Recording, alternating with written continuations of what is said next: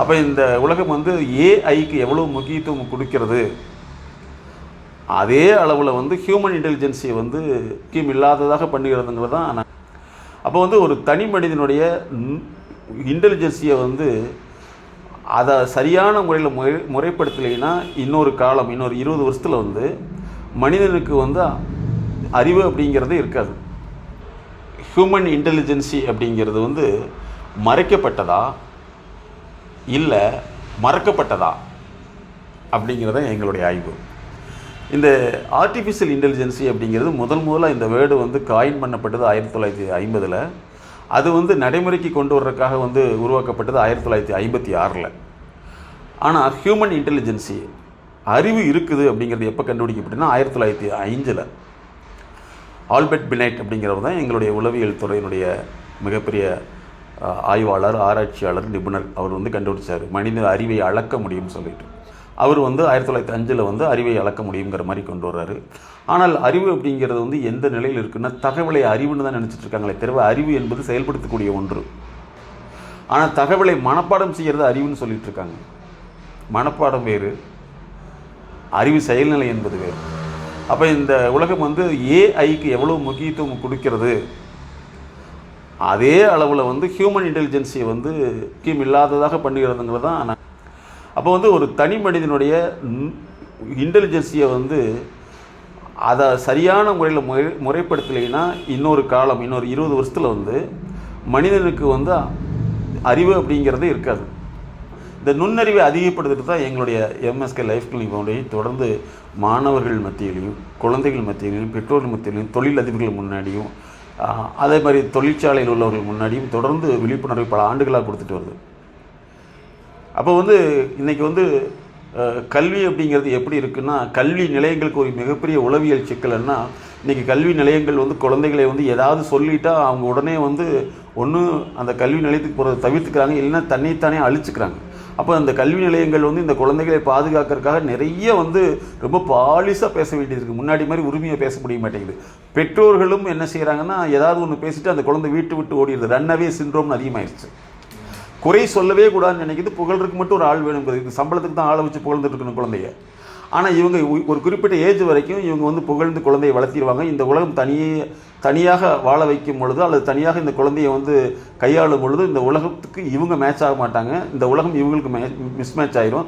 அப்போ அதனுடைய விளைவு தான் வந்து தன்னைத்தானே அழிச்சுக்கிற மனநிலை, அல்லது தன்னைத்தானே அழிக்காமல் தனக்கு மாற்றமாக செய்யக்கூடியவர்கள் மீது வன்முறையை தொடக்கூடிய சூழ்நிலை உருவாகுது. அப்போ இந்த மனித நுண்ணறிவுங்கிறது கற்றலிலிருந்து, சமூகத்திலிருந்து, நடத்தையிலிருந்து எடுக்கப்படுகிறதா அல்லது மறைக்கப்படுகிறதா அல்லது மறக்கடிக்கப்படுகிறதா அப்படின்னு நினைக்கிறீர்கள் தான் நாங்கள் எங்களுடைய எம்எஸ்கே லைஃப் கிளினிக் ஃபவுண்டேஷன் குழந்தைகளுடைய கற்றலிலிருந்து இது உருவாக்கணும், சுய கற்றல், சுய திறனை உருவாக்கணும் அப்படிங்கிறதுக்காக தான் தொடர்ந்து இந்த human intelligence learning and mentoring அப்படிங்கிற ஒரு ப்ராசஸ் செஞ்சுட்டு வரோம். ஒரு தனி மனிதனுடைய கற்றல் திறனை உருவாக்குறது வந்து சர்வதேச கற்றல், இன்டர்நேஷ்னல் லேர்னிங்னு கண்டுபிடிச்சோம். ஏன் இன்டர்நேஷ்னல் லேர்னிங் அப்படின்னா, ஒரு 15-20 வருஷத்துக்கு முன்னாடியே இந்த சென்ட்ரல் போர்டு ஸ்டூடெண்ட்டிட்ட ஒரு கேள்வி கேட்டோம். நீங்கள் வந்து ஃபஸ்ட் மார்க் எடுத்திருக்கீங்க, உங்களால் ஸ்டேட் போர்டை வந்து படிக்க முடியுமான்னு கேட்டோம். சார் அது படிக்க முடியாது அப்படின்னு சொன்னாங்க. ஏன்னு கேட்டோம். சார் அதில் வந்து என்னென்னா படித்ததை அப்படியே எழுதணுமாமா அப்படின்னு சொன்னாங்க. இப்போ நீங்கள் வந்து இதில் ஃபஸ்ட் மார்க் எடுத்துட்டீங்களே, ஏன் உங்களால் படித்ததை அப்படியே எழுத முடியாதுன்னு கேட்டால், சார் எங்களால் மனப்பாடம் பண்ண முடியாது, நாங்கள் சொந்தமாக தான் எழுத முடியும் அப்படின்னு சொன்னாங்க. சொந்தமாக புக் எழுத முடியுமான்னு கேட்டேன். இல்லை சார், சொந்தமாக ஆன்சர் எழுத முடியும். அப்போ சொந்தமாக எழுத முடியாது, ஏன் இருக்கிற மாதிரி கொஞ்சம் கூட மாற்றியோ முன்பின் வந்து எழுத முடியாது அப்படின்னா, எங்களுக்கு மனப்பாடம் பண்ண முடியாது, மனப்பாடம் பண்ண தெரியாதுன்னு நாங்கள் ஸ்டேட் போர்டு ஸ்டூடெண்ட்டை கேட்டோம். நீங்கள் வந்து ஃபஸ்ட் மார்க் எடுத்துருக்கீங்க, உங்களால் இந்த இன்டர்நேஷ்னல் சிலபஸ்ன்னு சொல்லக்கூடியதோ இல்லை சென்ட்ரல் போர்டு சிலபஸோ படிக்க முடியுமான்னு கேட்டேன். படிக்க முடியாது சார். ஏன்னா எனக்கு வந்து அதில் இருக்கிறத படித்து சொந்தமாக எழுத முடியாதுண்ணா. அப்போ 2 விதமான system, state board, central board, இதுக்குள்ளே வந்து அவங்க வந்து மிஸ்மேட்ச் ஆகிறாங்க. அப்போ வந்து படிக்கிறதுங்கிறது என்ன, ஒரு மொழியை வந்து கற்றுக்கொள்ளுதல், அந்த கற்றுக்கொள்கிறதை புரிந்து கொள்ளுதல், புரிந்து கொள்ளலை வந்து எப்போ தேவைப்படுதோ அதை வந்து திரும்ப கொண்டு வந்து எழுதுதல். இது இல்லாமல் இவங்க எவ்வளோ படிக்க போகிறாங்க அப்படிங்கிறது தான் எங்களுக்கு தோணுச்சு. ஏன் வந்து ஒரு மொழியை தெரிந்த ஒரு மாணவர் எல்லா மொழியும் கற்றுக்கொள்ள முடியாது, ஏன் கற்றுக்கொள்ள தெரியலை, ஏன் மனப்பாடம் தனியாக பிரிக்கிறாங்க அப்படின்னு யோசிக்கலாம். படித்த மாணவர்கள் எந்த விதமான சிஸ்டமாக இருந்தாலும் சரி, அது சர்வதேச சிஸ்டமாக இருந்தாலும் சரி அல்லது ஸ்டேட் போர்டாக இருந்தாலும் சரி, அவங்க அதில் படிக்கக்கூடிய தேர்ச்சி வரக்கூடிய மாணவர்களாக இருக்கணுங்கிறதுக்காக தான் அந்த சர்வதேச கற்றல்னு உருவாக்கணும். அதுக்கப்புறம் அது தொடர்ந்து வந்து ப்ராக்டிஸில் நாங்கள் பண்ணிட்டு வரோம். இது என்னென்னா நாங்கள் விளம்பரம் இல்லாமல் செய்கிறோம். ஏன் இந்த சர்வதேச கற்றலை விரும்புகிறாங்க, யார் விரும்புகிறாங்கன்னு ஒரு கேள்வி இருக்குது. பொதுவாக வந்து தொழில் அதிபர்கள் வந்து எங்ககிட்ட நிறைய கனெக்ஷன் இருக்காங்க. நாங்கள் ஏன் அப்படின்னா தொழில் சார்ந்த நிறுவனங்களுக்கு உண்டான ப்ரொடக்டிவிட்டி, உற்பத்தி திறனை அதிகப்படுத்துறது, அவர்களுக்குள்ள வந்து workers management, work place management, அப்புறம் ஒர்க் லைஃப் பேலன்ஸு, அப்புறம் வந்து குவாலிட்டியாக எப்படி வந்து அதாவது அவங்க தயார் பண்ணக்கூடிய பொருள்கள் வந்து பழுதடையாமல் எப்படி செய்கிறது, அப்புறம் ஹியூமன் இன்ட்ராக்ஷன், மனித உறவுகள் வந்து எப்படி வந்து உற்பத்திக்காக இருக்கணும். அதே மாதிரி ஒரு சிஇஓ இருக்காருன்னா அவருடைய டியூட்டி என்ன, அவருடைய மார்க்கெட்டிங் யுக்தியில் வந்து எதெல்லாம் வந்து சவாலாக இருக்கக்கூடிய பிரச்சனைகளை சந்திக்கிறாரு, அப்புறம் வந்து அவங்களுக்குள்ள பணியாளர்களுக்குள்ள என்ன முரண்பாடுகள் வருது, இதெல்லாம் நாங்கள் வந்து ஒரு 3 மந்த் இண்டஸ்ட்ரியை வந்து ஒரு பேக்கேஜ் மாதிரி பண்ணிகிட்ருக்கோம்.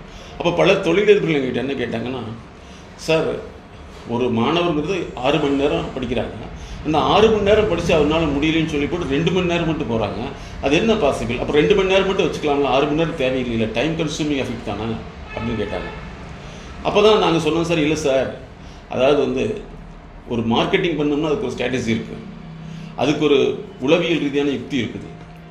நீங்கள் பிஸ்னஸை பண்ணுறதுக்கு அது ஒரு உளவியல் ரீதியான ஒரு வரைமுறை அல்லது செயல்முறை இருக்குது. அப்படி இருக்கையில் வந்து படித்தலுக்கும் ஒரு செயல்முறை இருக்குது அப்படின்னு சொல்லி சொன்னோன்னா அவங்க உடனே அக்செப்ட் பண்ணிட்டு அவர்களுடைய குழந்தைகளை வந்து எங்களுடைய சர்வதேச கற்றலுக்கு அனுப்பிச்சாங்க. ஒரு கற்றல் அப்படிங்கிறது வந்து ஒரு லேர்னிங் அப்படிங்கிறது 3 மந்த் தான் வந்து ஒரு மனிதனுடைய மன இயல்பை, செயல் இயல்பை மாத்திரக்கு வந்து 12 லெவல்ஸ் நாங்கள் உருவாக்கணும். அப்போ வந்து ஒரு மனிதனுடைய கற்றல் திறன்கிறது 3 ஆண்டுகள் தேவைங்கிறத நாங்கள் முடிவு பண்ணி அந்த 3 ஆண்டுகள் 12 லெவல் கோர்சஸ் 3 மாதம் பண்ணி அதில் வந்து என்னென்ன டிஃபெக்ட் இருக்குதோ அதெல்லாம் வந்து 0 எரர் பண்ணுறோம். அப்படி பண்ணல அந்த தொழிலதிபர்கள் மட்டும் தங்களுடைய குழந்தைகளை வந்து இந்த மாதிரி தரமுள்ளதாக, கல்வி தரமுள்ளதாக மாற்றணும்னு நினைக்கிறாங்க. சாமானிய மக்களுக்கு நாங்கள் நிறையா இதை பற்றி சொல்லிட்டு வரோம். அவங்க வந்து இந்த பழக்க அடிப்படையிலான நடைமுறையில் தான் போகிறாங்க, சடங்கு முறையில் தான் போகிறாங்க, அறிவியல் முறைக்கு வர்றதில்லை. அவங்க பொறுத்தளவு கூட்டமாக எங்கே போகிறாங்களோ அதை எடுத்துக்கிறாங்க. இல்லை எனக்கு டியூஷன் இல்லாமல் தான் நான் வந்து ஃபெயிலியர் ஆகிட்டேன், அதனால் என் பையனை டியூஷன் போகிறேன், பக்கத்து வீட்டில் டியூஷன் போய் தான் அதிக மார்க் எடுத்தான், அப்போ பள்ளி போய் அதிக மார்க் எடுத்தான்னு சொல்ல தெரியல. பள்ளி என்ன செய்யுது அப்படின்னா பள்ளி மேலே ஒரு குற்ற உணர்வை சொல்லிடுறாங்க அல்லது ஏதாவது ஒரு காரணத்தை சொல்லிக்கிறாங்க. அப்போ வந்து இந்த 2 மணி நேரம் மட்டும் இருக்கிறது, ஏன் 2 மணி நேரம் முடிச்சுட்டு 8 மணி நேரம் வேறு ஏதாவது வேலை செய்யலாம்னு அப்படின்னு கேட்கக்கூடிய தொழிலதிபர்களும் எங்கிட்ட இருந்தாங்க. அப்போ வந்து இந்த அதாவது கல்விங்கிறது சாமானிய மக்களுக்கான நடைமுறை என்பது வேறு, தொழிலதிபர்கள் என்பதற்கான செயல்முறை என்பது வேறு. சாமானிய மக்கள் நடைமுறையில் தான் அவங்க விருப்பப்படுறாங்களே தவிர அந்த செயல்முறையை, செயல் திருத்தத்தை, செயல் மேலாண்மையை வந்து கொண்டு வரதுக்கு அவங்க விரும்புறதில்லை. அதான் நாங்கள் லேர்னிங் மென்டாரின்னு சொல்கிறோம். இதனுடைய அடுத்த கட்ட நிகழ்வாக ஒரு தனி மாணவனாக இருக்கட்டும், தொழிற்சாலையில் இருக்கக்கூடிய ஒரு ஸ்டாஃபாக இருக்கட்டும், இவர்களுக்குள்ள வந்து எப்படி அகாடமிக் லேர்னிங் இருக்குதோ பிஸ்னஸ் லேர்னிங் இருக்குது, அதே மாதிரி ஹியூமன் கனெக்டிவிட்டி லேர்னிங் இருக்குது, இப்படி இருக்குது. அப்போ அகாடமிக் லேர்னிங்கில் வந்து ஒரு பிரச்சனைகளையும் கண்டறிந்து அவர்களுக்கு எது சிரமமாக இருக்குது, எது வந்து படிக்கிறதுலையோ அல்லது நினைவு வைத்துக் கொள்வதையோ, படித்தல்ங்கிறது நிறைய காம்பவுண்ட் இருக்குது, வாசித்தல் ஒன்று, புரிந்து கொள்ளல் ஒன்று. இந்த புரிந்து கொள்ளுக்கு 2 வார்த்தை யூஸ் பண்ணுறோம் நாங்கள். ஒன்று வந்து அண்டர்ஸ்டாண்டிங் அப்படிங்கிறது வந்து அது மொழி ரீதியான அர்த்தம், காம்ப்ரிஹென்ஷனுங்கிறது செயல் ரீதியான அர்த்தம். காம்ப்ரிஹென்ஷன் வேறு, அண்டர்ஸ்டாண்டிங் வேறு. அந்த காம்ப்ரிஹென்ஷனில் என்னென்ன காம்பனண்ட் இருக்குது அப்படின்னு ஃபைண்ட் அவுட் பண்ணோம். அந்த காம்பனண்ட்டை நாங்கள் வந்து அவங்களுக்குள்ள தடையை கண்டறிந்து நீக்கிறோம். அப்போ ஒரு லேர்னிங் ப்ராசஸில் வந்து லேர்னிங் லேப், கற்றல் ஆய்வகம்னு உருவாக்கணும். அந்த கற்றல் ஆய்வகங்கிறது தனி மனிதனுடைய, அது அகாடமிக்காக இருக்கட்டும், கார்பரேட்டாக இருக்கட்டும். அகாடமிக் வந்து அகாடமிக் லேர்னிங், கார்பரேட்டுக்கு வந்து கார்பரேட் லேர்னிங் சொல்கிறோம். அப்போ அகாடமிக்கில் உள்ள ஒரு தனி மாணவருக்கு என்னென்ன கற்றல் சார்ந்த பிரச்சனை இருக்குது. சிலருக்கு வந்து படிக்கிறதுக்கு பிடிக்காது, இது ஒரு ப்ராப்ளம் இருக்குது. சிலருக்கு வந்து அந்த லேர்னிங் டிஸ்கண்டினியூட்டி இருக்கும், தொடர்ந்து படிக்க மாட்டாங்க. அப்புறம் லேர்னிங் ஃபெட்டிக் இருக்கும், படிக்கிறதுல வந்து அடிக்கடி டயர்ட் ஆயிடுவாங்க. அதுக்கடுத்து லேர்னிங் அப்படிங்கிற ஒரு ப்ராசஸில் வந்து இமேஜினேட்டிவாக இருப்பாங்க. அதுக்கடுத்து படிக்கிறது அப்படிங்கிறதே வந்து செலக்டிவாக படித்து முக்கியமான கொஸ்டின் மட்டும் கேட்டால் அதுக்கு மட்டும் எழுத முடியும்வாங்க. அவங்க மாணவர்கிட்ட நிறைய நாங்கள் ஆய்வு செய்யலை வந்து எனக்கு படிக்கிறது கஷ்டமாக இருக்குதுன்னு சொல்கிறாங்க. ரெண்டாவது எனக்கு புரியலைன்னு சொல்கிறாங்க. நாங்கள் சொல்கிறோம்னா எப்படி புரியலைன்னு கேட்டால் டீச்சர் நடத்துறது புரியலைங்கிறாங்க. நான் சொல்கிறது என்னென்னா டீச்சர் நடத்துறது புரியலையா, டீச்சர் நடத்துறதை புரிஞ்சு கொள்ள முடியலையா, அது ப்ராப்ளம் அவங்களுதா உன்னுடையதான்னா இந்த தொழிலதிபருடைய குழந்தைங்க மட்டும்தான் என்னுடைய ப்ராப்ளத்தை நான் சரி பண்ண விட்றாங்க. மற்ற சாமானிய மக்கள் எல்லாமே அவங்க நடத்துறது புரியல அப்படி தான் சொல்கிறாங்க. அதாவது தன்னுடைய குறைபாட்டை நிவர்த்தி செய்யறது பதிலாக அங்கே சரியில்லைன்றாங்க. முன்னாடி வர்றது உனக்கு தெரியுதான்னு கேட்டால் கண்ணில் ப்ராப்ளங்கிறத விட அந்த பொருள் தெரியலன்னு சொல்கிற மாதிரி இருக்குது இல்லைங்களா? அப்போ வந்து படிக்கிறதுக்கு பல பேர் விரும்புறதில்ல. அப்போ படிப்பு சார்ந்த பிரச்சனைகள் என்னன்னு பார்த்தோம். சிலருக்கு வந்து பார்த்திங்கன்னா அவங்களுக்கு புரிந்து கொள்வதில் ப்ராப்ளம் இருக்குது. இன்னொன்று வந்து சிலருக்கு படித்ததை எழுதுறதுல ப்ராப்ளம் இருக்குது. சிலர் படித்து அப்போவே சொல்லியிருப்பாங்க, ஆனால் எக்ஸாமுக்கு போனால் எனக்கு மறந்துச்சுக்கிறாங்க. அப்போ என்ன அர்த்தம்னா அந்த ஸ்பாட்டில் வந்து நினைவு வச்சு சொல்ல முடியும், நம்ம நேரம் தேக்கி வைக்க முடியல. அதே மாதிரி சிலருக்கு படித்ததை சொல்ல தெரியாது, டைஃபராசியான்னு சொல்கிறோம். சிலருக்கு மேக்ஸ் வராது, டை கால்குலியான்னு சொல்கிறோம். சிலருக்கு வந்து ரைட்டிங் வராது, டைகிராஃபியான்னு சொல்கிறோம். ஸோ இதெல்லாமே அவர்களுடைய தனிப்பட்ட அந்த பிரச்சனையை கண்டறிந்து அந்த பிரச்சனையை வந்து சொல்யூஷன் பண்ணுறதுக்கு வந்து குறைஞ்சது ஒரு லெவலுங்கிறது 3 மாதங்கள் தேவை. ஏன்னா அவர்களுடைய அறிவை பழக்கணும். தகவல் வேறு, அறிவு வேறு, நுண்ணறிவு வேறு. அப்போ நிறைய மாணவர்களுக்கு வந்து எனக்கு ஸ்கூல் போனால் தான் வந்து படிக்க முடியும் அப்படின்னு சொல்லிட்டு அவங்க படிக்கிறது இல்லை. அப்புறம் ஒரு குறிப்பிட்ட டயத்தில் வந்து பெற்றோர்கள் கேட்குறப்ப பெற்றோர்கள் அவங்க என்ன சொல்லிடுறாங்கன்னா, ஒன்று ஸ்கூலை குறை சொல்லிடுறாங்க, தன்னுடைய பையனுடைய திறமை குறைபாடுங்கிறது சொல்ல மறுத்துடுறாங்க. இது ஒரு பெரிய பிரச்சனையாகவே ஓடிட்டுருக்குது. அதே மாதிரி பல பெற்றோர்கள் என்னென்னா தன்னுடைய குழந்தைகளுக்கு தேவையான வசதிகளெல்லாம் பண்ணி கொடுத்தா அவங்க முன்னேறுவாங்கன்னு நினைக்கிறாங்க. நாங்கள் கேட்குற கேள்வி என்னென்னா, வசதிகளை பண்ணி கொடுத்தா அனுபவிப்பாங்களா, அதை அனுபவிப்பாங்களா, இல்லை அதை வச்சு முன்னேறுவாங்களா அப்படின்றது இவங்களுக்கு தெரிய மாட்டேங்குது. ஏன்னா உலகத்தை முதலாக பார்க்கக்கூடிய ஒரு குழந்தை அதை வந்து எப்படி பார்த்து முன்னேறும்? இவங்களுக்கு வந்து வசதி இல்லாதனால அதை அனுபவிக்க முடியல. அதனால தன்னுடைய குழந்தைக்கு அனுபவிக்கணும்னு சொல்கிறாங்களே தவிர இந்த குழந்தை இந்த வசதியை வைத்து முன்னேறாது அப்படிங்கிறது பல பெற்றோர்களுக்கு தெரியறதில்லை. அதனால தான் எங்களுடைய லேர்னிங்கில் வந்து ட்ரூ பேரண்டிங் ஃபோரம்னு வச்சுருக்கோம். ட்ரூ பேரண்டிங்னா மெய்நிலை பெற்றோர்கள் உண்மையை சொல்லணும், பொய்ன்னு சொல்லணும். பல பேர் வந்து பாசிட்டிவ்ங்கிற பேரில் புகழ்ந்து பேசுகிறது தான் பாசிட்டிவ்னு நினச்சிட்டு இருக்காங்க. அந்த குழந்தை புகழ்ச்சியிலே இருந்துருது. அதுக்கப்புறம் அந்த குழந்தையை வந்து யாராவது ஏதாவது சொல்லிட்டா தாங்க முடிய மாட்டேங்குது. ஈவன் கல்லூரி மாணவர்கள் முதற்கொண்டு இன்றைக்கி எந்த ஒரு சிறு வார்த்தை சொன்னாலும் தாங்க முடிய மாட்டேங்குது. அப்போ வந்து ட்ரூ பேரண்டிங்னு வச்சோம். அதே மாதிரி இந்த ஸ்மார்ட் பேரண்டிங்கிறது வந்து ஒரு குழந்தை பிறந்ததுலேருந்து ஒரு 3 வருடங்கள் வரைக்கும் அந்த குழந்தையுடைய பசி உணர்வு அல்லது வந்து அது உடல் சார்ந்த பிரச்சனை, உணர்ச்சி சார்ந்த பிரச்சனையை புரிஞ்சுக்கிட்டு அந்த குழந்தைய வந்து ஷார்ப்பாக இவங்க புரிஞ்சுக்கிட்டு அதுக்கு தகுந்த மாதிரி ட்ரீட்மெண்ட்டோ அல்லது வந்து கேரிங்கோ பண்ணணும். இது வந்து 3 வருஷம் தான். 3 வருஷத்துக்கு முன்னாடி 6 வருஷம் வரைக்கும் அந்த குழந்தைக்கு பாசிட்டிவ் பேரண்டிங் சொல்கிறோம். இது 6 வயசோடு நிறுத்திக்கணும்.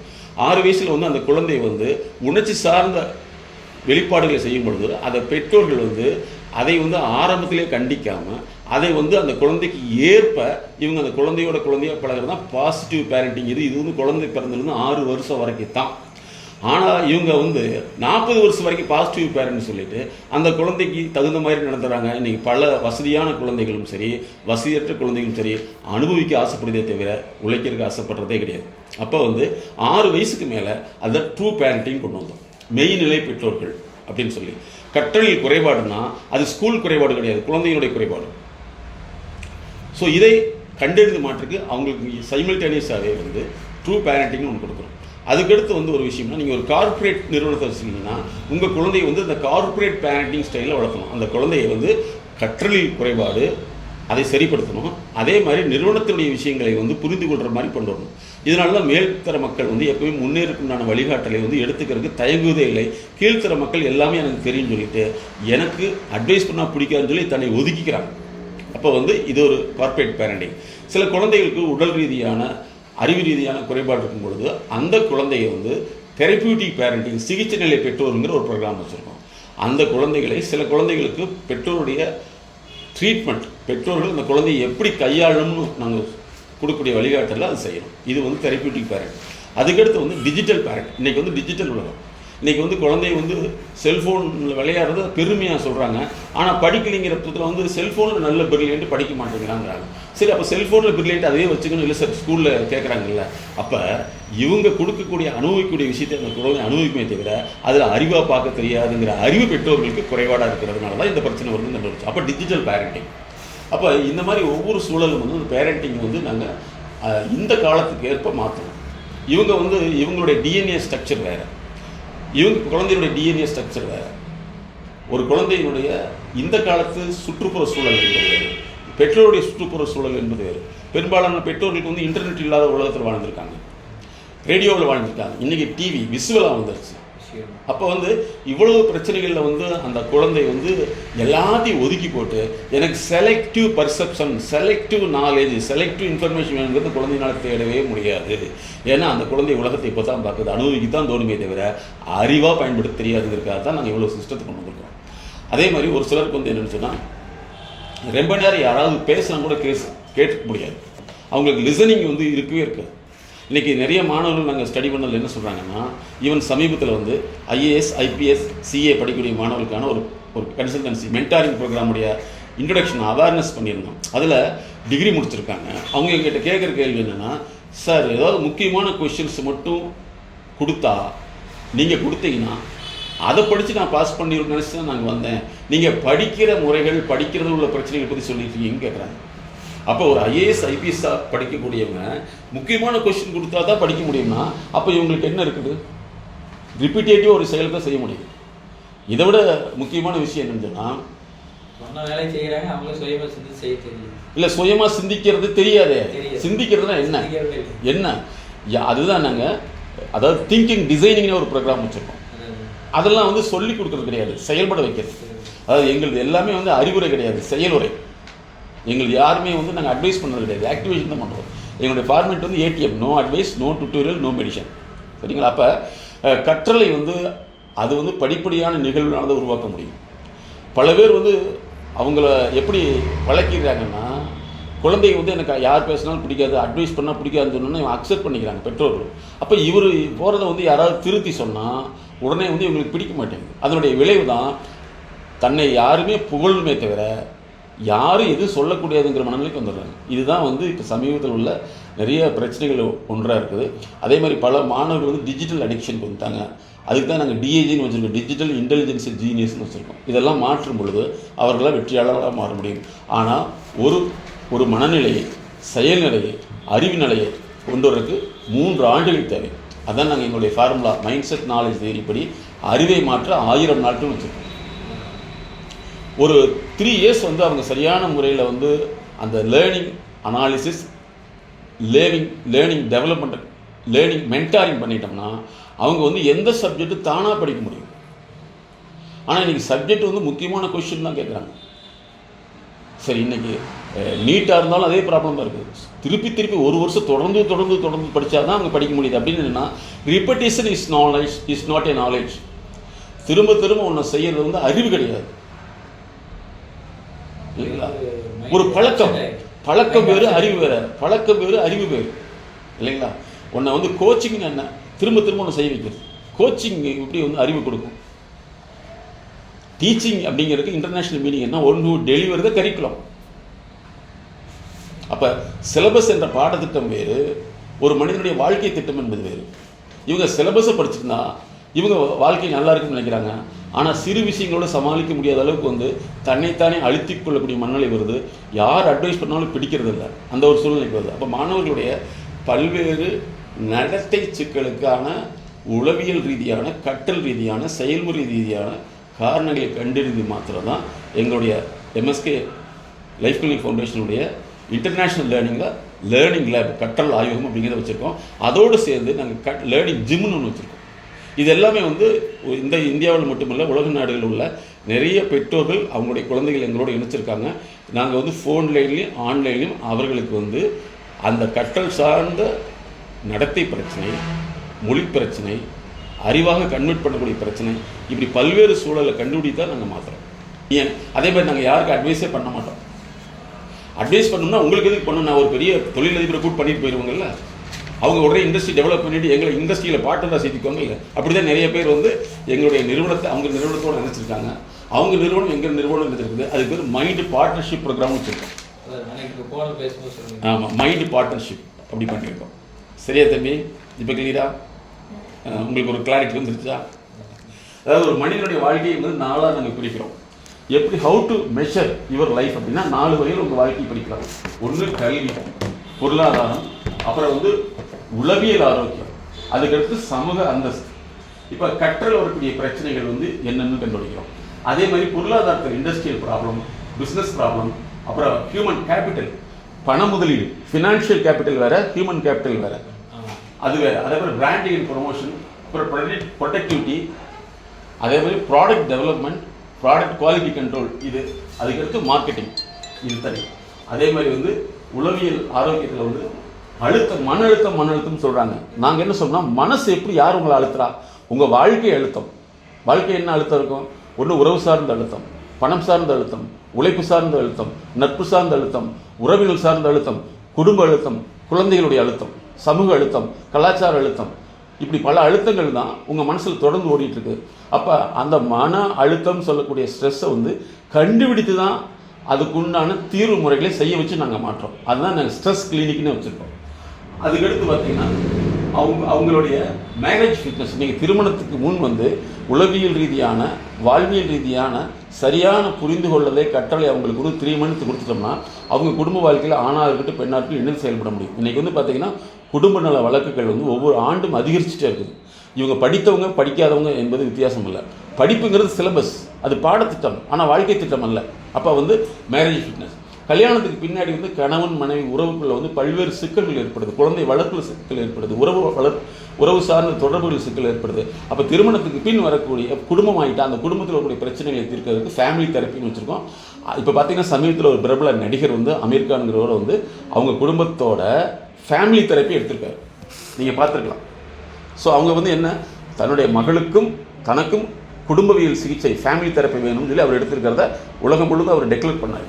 அதுக்கடுத்து பார்த்தீங்கன்னா பிஹேவியர் அனாலிசிஸ், நடத்தை சார்ந்த பகுப்பாய்வு.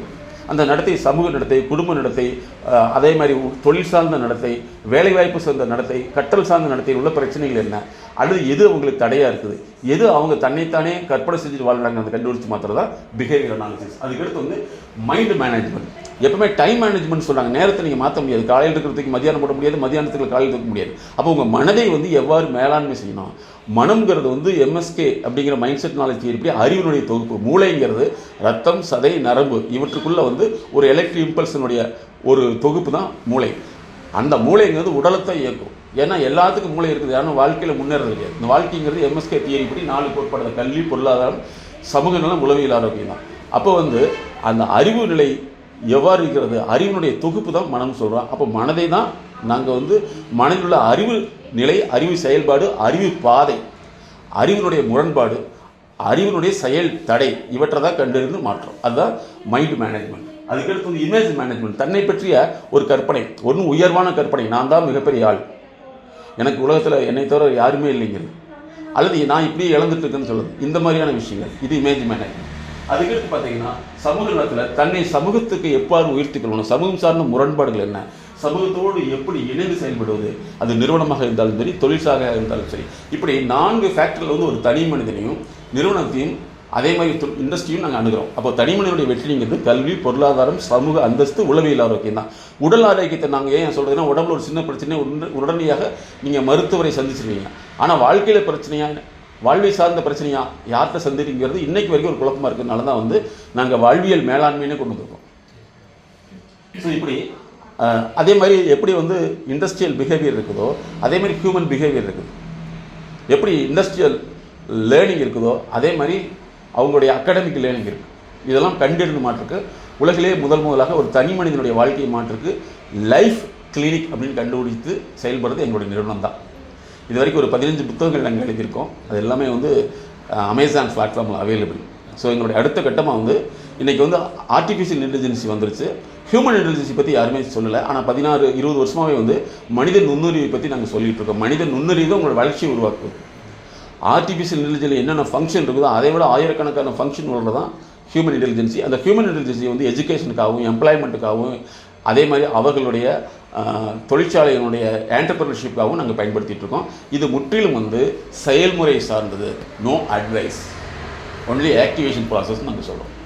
மாணவருக்கு வந்து academic skill, academic behaviour, curriculum interest, curriculum ரிலேட்டடான மெட்டீரியலை செட் பண்ணுறது.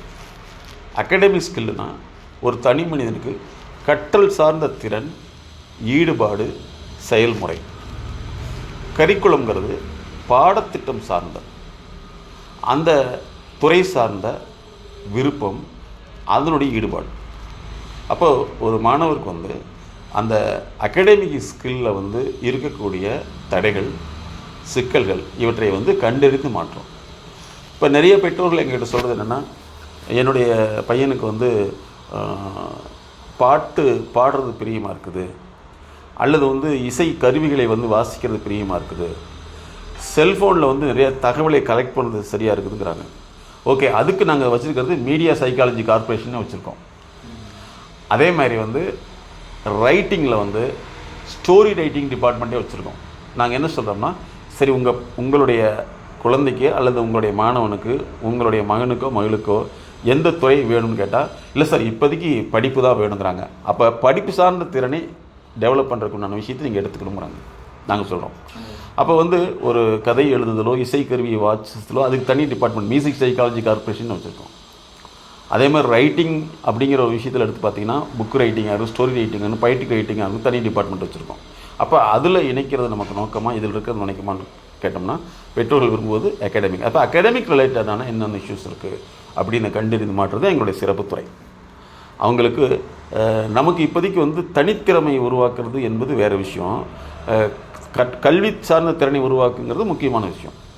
அப்போ கல்வித்திறன் சார்ந்த தடைகளை, அதனுடைய சவால்களை, அதனுடைய சிக்கலை, அது எதிர்கொள்ளும் பிரச்சனைகளை கண்டறிந்து மாற்றத்தை நாங்கள் லேர்னிங் லேப், கற்றல் சார்ந்த ஆய்வகம் அப்படின்னு கிரியேட் பண்ணியிருக்கோம். தனியினுடைய நடத்தை, அவர்களுடைய செயல்திறன், செயல் ஈடுபாடு, அதே மாதிரி விருப்ப மாற்றம், இதெல்லாம் முறைப்படுத்துறது தான் எங்களுடைய வேலை. அதுதான் லேர்னிங் மென்டாரிங்னு சொல்கிறோம். மாணவர்கள் அப்படிங்கிறது வந்து ஒரு படிப்பு, அதற்கப்புறம் வந்து அவங்களுடைய ஃபேமிலி, இதை தாண்டி அவங்களுக்கு சமூக, கலாச்சார, டிஜிட்டல் ரீதியான பல்வேறு மாறுபாடுகள், அதனுடைய சமன்பாடுகள் இருந்துக்கிட்டே இருக்குது. அப்போ அவங்க இதிலிருந்து வெளியில் வர வேண்டிய அவசியம் அப்படிங்கிறத தாண்டி அது இன்பத்தை கொடுக்குது. அப்போ அவங்களுக்கு சரியான முறையில் வந்து அவர்களை முறைப்படுத்துவது ரொம்ப அவசியம். இதை புரிந்து கொண்ட எங்களுடைய எம்எஸ்கே லைஃப் கிளினிக் ஃபவுண்டேஷன் அவர்களுக்கு கற்றலில் குறைபாடு, அதாவது கல்வியில் வந்து சரியான வளர்ச்சியின்மை, அல்லது எதிர்பார்த்த அளவு கல்வியில் வந்து படிப்பில் சக்ஸஸ் பண்ண முடியலனா அதற்கான உளவியல் ரீதியான என்ற வார்த்தையை தவிர்த்து அவர்களுக்கு கற்றல் ரீதியான, நடத்தை ரீதியான, சமூக ரீதியான, நட்பு ரீதியான, இன்னும் சொல்லப்போனால் அவருடைய படிக்கும் நிறுவனம் சார்ந்த அந்த நிறுவனத்தில் உள்ள பல்வேறு சுற்றுப்புற சூழல் சார்ந்த பிரச்சனைகள் எவ்வாறு அவர்களுக்கு தடையை உருவாக்கிறது என்பதை கண்டறிந்து தான் நாங்கள் மாற்றுகிறோம். இது வந்து ஒரு மார்க் கேள்வி மாதிரி, உனக்கு இந்த பிரச்சனையா, இதை செய்ய அப்படின்னு சொல்ல முடியாது. அவர்கள் இந்த விஷயத்தை புரிந்து கொள்ள முடியாது, அல்லது புரிந்ததை சொல்ல தெரியாது, இதுதான் அப்படிங்கிறது தெரியாது. அதுக்கு தான் வந்து கார்ப்பரேட் இன்டெலிஜென்சி மென்டாரிங்கிற ஒரு ப்ரோக்ராமே நாங்கள் வச்சுருக்கோம். பிபிசி பார்த்திங்கன்னா 2018 இந்தியாவில் மட்டும் 95% மாணவர்கள் வந்து தனிப்பயிற்சி டுட்டோரியல் அப்படிங்கிற ஒரு செயல்முறைக்கு போனால் மட்டும்தான் படிக்க முடியும் அப்படிங்கிற அளவுக்கு வந்துருச்சு அப்படின்னு சொல்கிறாங்க. அப்போ மாணவர்களுக்கு நிறைய மாற்றங்கள் ஏற்பட்டுள்ளது, அல்லது மாற்றங்களுக்கான சூழலை வந்து சரியான முறையில் பெற்றோர்கள் புரிந்து கொள்ள முடியவில்லை என்று கூட வைத்துக்கொள்ளலாம். ஸோ இதற்கான ஒரு தீர்வு தான் எங்களுடைய எம்எஸ்கே லைஃப் கிளினிக் ஃபவுண்டேஷன் அவங்களுடைய கற்றல் திறனில் உள்ள பல்வேறு சிக்கல் நடைமுறைகளை கண்டறிவதற்காகவே லேர்னிங் லேப், கற்றல் ஆய்வகம் என்பதை உருவாக்கி அதன் மூலமாக அவருடைய கற்றல் திறனை சர்வதேச கற்றல். ஏன் சர்வதேச கற்றல் அப்படிங்கிறத திருப்பி சொல்கிறோம்னா, ஒரு ஸ்டேட் போர்டில் படித்த மாணவர் வந்து அல்லது அதில் முதல் மதிப்பெண் பெற்றுவிட்டார் ஸ்டேட் போர்ட்லேனா அவரால் சென்ட்ரல் போர்டுக்கு போய் படிக்க முடிய மாட்டேங்குது. அதை கேட்டால் அவன் சொல்லக்கூடிய காரணம் எனக்கு சொந்தமாக எழுத தெரியாதுன்னு சொல்கிறாங்க.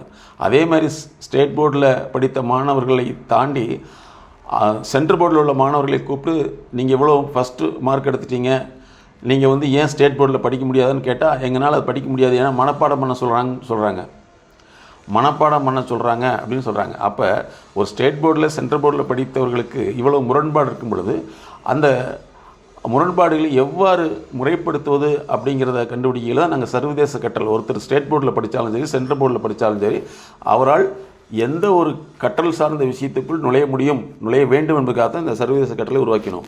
இவர்கிட்ட கன்சல்டிங் வர்றவங்களோட நாங்கள் வாழ்கிறோம். அப்போ வந்து வாழ்க்கை பிரச்சனையை பற்றி அடுத்தவங்ககிட்ட சொன்னால் அந்த விஷயம் புரியாது. அவங்களுக்கு என்ன தோணி இருக்குதோ அதன் அடிப்படையில் நம்மளை கணிப்பாங்க. நீங்கள் யார்கிட்ட சொல்கிறீங்களோ அவங்களுக்கு உங்களை பிடிக்கலைன்னா நீங்கள் செய்கிறது சொன்னது எல்லாமே தவறாகவே உங்களுக்கு மறுபடியும் சொல்லி உங்களுடைய அழுத்தத்தை அதிகப்படுத்திடுவாங்க. அப்போ வந்து என்னென்னா, எப்படி உடல் ரீதியான பிரச்சனைகளை அல்லது உடல் ரீதியான தேவைகளை வந்து மருத்துவ நிபுணர்கள் சொல்லுமோ அதே மாதிரி தான் நாங்களும் வந்து அதுக்காக தான் நாங்கள் வந்து உலகத்திலே ஃபஸ்ட் லைஃப் வந்து MSK life clinic foundation start பண்ணுது. இப்போ உங்களுடைய வாழ்க்கையில் வரக்கூடிய நிகழ்வுகள் அது எப்படி பாதிக்குது, அந்த வாழ்க்கையுடைய நிகழ்வுகள் வந்து ஆரம்ப காலத்தில் வந்து நமக்கு எப்படி பாதிப்பை உண்டாக்கி இருந்தது, அது போன்ற இன்னும் நடக்கிறப்ப ரெண்டும் ஒன்று சேர்ந்துக்கும். அது வந்து நம்மளை என்ன செஞ்சோம்னா நம்மளுடைய இயக்கத்தை வந்து தடைப்படுத்திடும். அதுக்கடுத்து நமக்கு நாமே வெறுப்பை உண்டாக்கிடும்.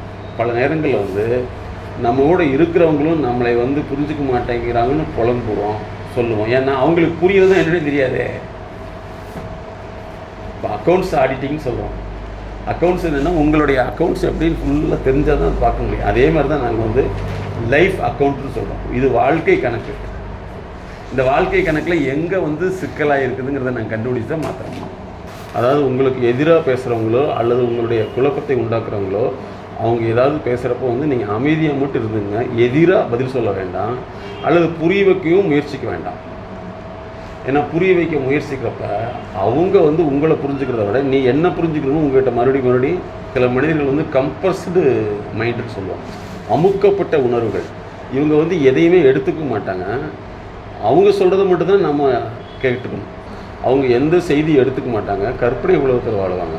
அவங்க வந்து தனக்கு எது பிடிச்சிருக்குதோ அதைத்தான் சொல்லுவாங்களே தவிர மற்றவங்களை எடுத்துக்கவே மாட்டாங்க. அப்படி ஒரு வேளை வந்து நீங்கள் கொஞ்சம் அவங்கள விட இன்ஃப்ளூயன்ஸ்டு வசதி உள்ளவங்களாக இருந்தீங்கன்னா அவங்க வந்து அப்படியே சிரிச்சுக்கிட்டு அதை ரசிப்பாங்க. மற்றவங்க சொன்னாங்கன்னா அதை எடுத்துக்கவே மாட்டாங்க. உங்களுக்கு எது தடை அப்படிங்கிறத நீங்கள் சொல்ல முடியாது, நாங்கள் தான் கண்டுபிடிக்க முடியும். அதனால தான் நாங்கள் ஒரு புத்தகம் எழுதியிருப்போம், சொல்வதும் சொல்லாததும். நீங்கள் சொல்லக்கூடிய விஷயங்களுக்கு அப்பால் சொல்லாத விஷயம் இருக்கும். இங்கே உடம்புக்கு வந்து வயிற்று வலின்னு சொன்னீங்கன்னா அது உன்னுடைய ஒரு பிரச்சனை. ஆனால் மருத்துவருக்கு தெரியும் வயிற்று வலிக்கான உள் காரணம், மூல காரணம், முதல் காரணம் என்னன்னு சொல்லிட்டு. அப்போ நீங்கள் சொல்லாத விஷயம் ஒன்று இருக்குது கண்டுபிடிக்கிறத எங்களுடைய மைண்ட் செட் நாலேஜ் அப்ரோச். கல்யாணமான பின்னாடி அந்த வீட்டில் அந்த பொண்ணு வந்து ஒரு மகளாக போன பின்னாடி அந்த வீட்டில் உள்ளவங்க என்ன நினைப்பாங்கன்னா, இந்த பெருமையை வந்து எல்லாத்துக்கும் வந்து காமிக்கணும், அந்த பொண்ணு வந்து இவங்க விரும்புகிற மாதிரி எல்லாத்துக்கும் ஒரு ஃபீட்பேக் எடுத்து வரணும்னு நினைப்பாங்களே தவிர அந்த பெண்ணை வந்து தனி ஒரு பெண் அப்படின்னு நினைக்கவே மாட்டாங்க.